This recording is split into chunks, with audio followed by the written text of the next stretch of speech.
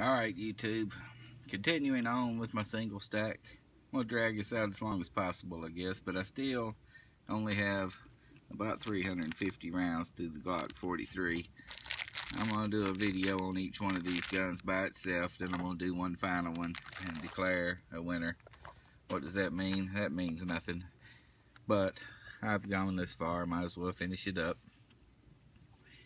But this Glock, if you buy a Glock 43, you're going to get the standard Glock box. You're going to get 2 mags, 1 flat base plate, 1 finger groove base plate, 1 what they call a loader, one man's loader, another man's piece of garbage, and the pistol itself. It's safe, it's empty.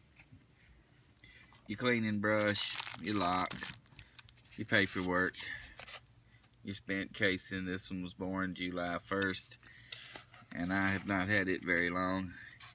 I only have, at the moment, about 375 rounds. I'm going to go on and get the 500, and then I'm going to declare a winner in my little shootout here.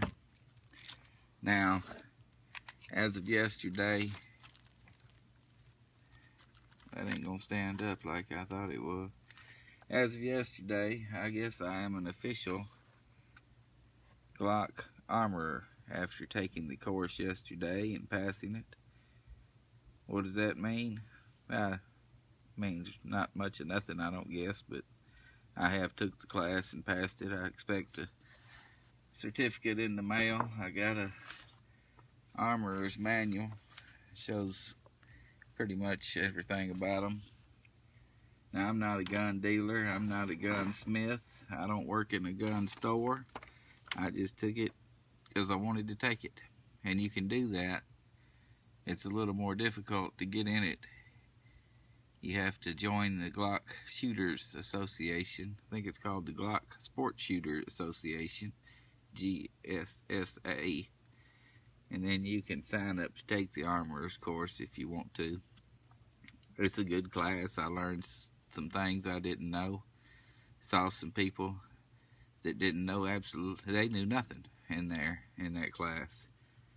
And some of them had on police officer uniforms, and that kind of disturbed me a little bit, but what do you do? But today, I talk about the Glock 43. I did the video on the LC9S, did the video on the Beretta. I'm going to do one on this one, then I'm going to do one more, and I'm going to declare a winner between the 3. Now, before I started this whole ordeal, if you'd asked me, I would have said hands down the Glock is going to win that. No problem. But the Ruger has come in here and roundhouse kicked the Glock and the Beretta, so it's done its job well, and the Glock has done its job so far. I've got about half the amount of rounds through this Glock as I had through the Ruger, so I'm gonna concentrate on shooting this one for the next few days and not shoot the Ruger anymore. I'm confident that it's gonna be fine and reliable, so I'm done with it for now. We're gonna finish shooting this one up, shooting that Beretta. Do my last video. But what are the pros of the Glock 43? Well, to me, it's a Glock. That's a pro, but that's not really a pro, I don't guess.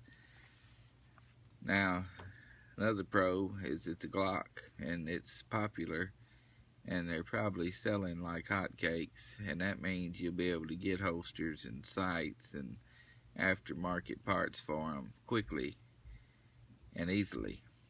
That's a plus, because these sights are standard plastic horseshoe rear dot front, standard old Glock sights, just a little smaller than normal.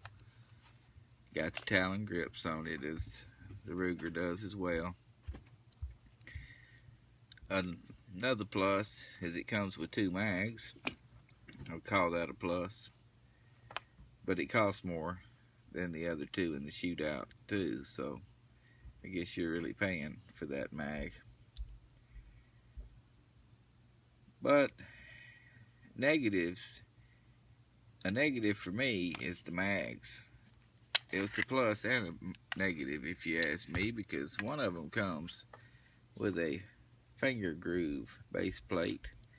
One comes with a flat base plate. Now, I prefer the flat, but the next guy might prefer the finger groove. Well, you're not going to be able to put them both the same. And I like to shoot the same when I'm training with a gun and practicing. I want it to be the same every time. I don't want one mag to be different than the other. I prefer the flat one. Joe Blow may prefer the finger groove, and that's fine. But unless you can find that guy and swap with him, you're going to have one of each. I thought I ordered one of these flat ones, but I can't find it if I did. So I don't think it would have been a whole lot of trouble for them to throw another place plate for each mag in the box. I really don't think that would have broke the bank for a company of that size. But no, they're not going to do that. They're going to make us spend a little more money. That's just the way the big companies are. So you can't tell me that a company the size of Glock couldn't throw a 25-cent per them base plate in the box. Now, I'll go buy it for myself. That's going to cost me $10 if I can find it. So that's a minus. Whichever one you prefer, I suggest you have them both the same, so when you're practicing, you're shooting the same grip every time. Now that's enough of me complaining about that. It comes with this loader. You can keep that. Melt that down and make me a flat base plate. Save me fit. They just pretty much sit here. You throw this away. So that's useless. That's not a plus for anybody. That kind of aggravates me. But I do like the gun. And it has not failed me. I've shot my reloads through it without fail. I've shot hollow points. I think 2 different brands of hollow points. Shot reloads 115 grain. I've shot 124 grain factory loaded ammo. I don't have any 147 grain at the moment, so I haven't shot any of that through it, but I feel pretty confident that it'll do fine. But I'm going to go on and get another 150 rounds through it. I'll take it apart, clean it. This one and the Ruger have been frog lubed twice, and that's probably all I'm going to do. I'll clean them and oil them, and I'm going to run it through the paces a little bit more. I expect it not to fail, but I'm going to give it the opportunity to do so, just as I did the Ruger. So when I do this final shootout, I want to have the same amount of rounds through both of them. Now, if you are considering buying one of these, I say go ahead. I don't have no problem with it. I wouldn't get gouged with one though. I've seen people trying to sell these on Arms List for $550. Do not pay $550 for this. You don't have to. I would not pay over $450 for it anywhere. Now, there's people that'll claim they can get them for $350, and if they can, more power to them. I've been seeing them most places for between $400 and $450, except on Arms List. I see them on there all the time for $550. That's ridiculous. Don't pay it. If your gun store don't have one, find another gun store. If they don't have one, wait for it. They'll be everywhere in 6 months. When a new gun comes out, it's like throwing a slab of beef off in a piranha pool. Everybody goes nuts, loses their mind, and starts paying more than they should, and there's no reason for that. I paid out the door, after tax and all that, background and all, less than $450. And I don't suggest anybody get gouged on a gun just because it's new and they want one. Just be patient. 6 months from now, a year from now, they'll be piled up in every gun store like firewood. So forget the people on Arms List trying to gouge you. Forget the people at the gun shows. I've seen them at gun shows for $5.50 by people that were supposed to be gun dealers. The gun shows are almost getting ridiculous. And when I go to a gun show now, I usually know at least what one or two of the guns they have on their table is supposed to cost. And if they're too high, I don't buy nothing from them. If I go in a gun show, and I have, and they got this box of Federal 22 ammo on their table for $50, I ain't buying nothing from that clown. That should be no more than $20, and it shouldn't be but $10. But no more than $20 for a little 325 round brick of Federal ammo for a 22. If they're selling this for $50, trying to gouge you, then they're trying to gouge you on everything they got. That's the way I look at it. So be patient. If you can't find one, hold on. They'll be out. They'll be everywhere. The LC9S Pro, I think you can pretty much find one of them. And you can probably find these Glock 43s by now in pretty much every gun store. But Arms List will make you mad if you don't pay no attention. And a gun show, it's ridiculous. I'm going to quit going to them because everybody in there is just trying to stick it to somebody. The gun owners need to stick together and try to fight these nut jobs in Washington instead of trying to rip each other off every chance they get.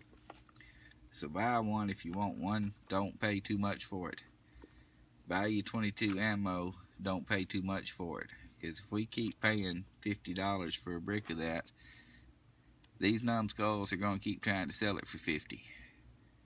So don't buy it. Just hold off and wait till somebody honest and decent wants to sell you something at a reasonable price.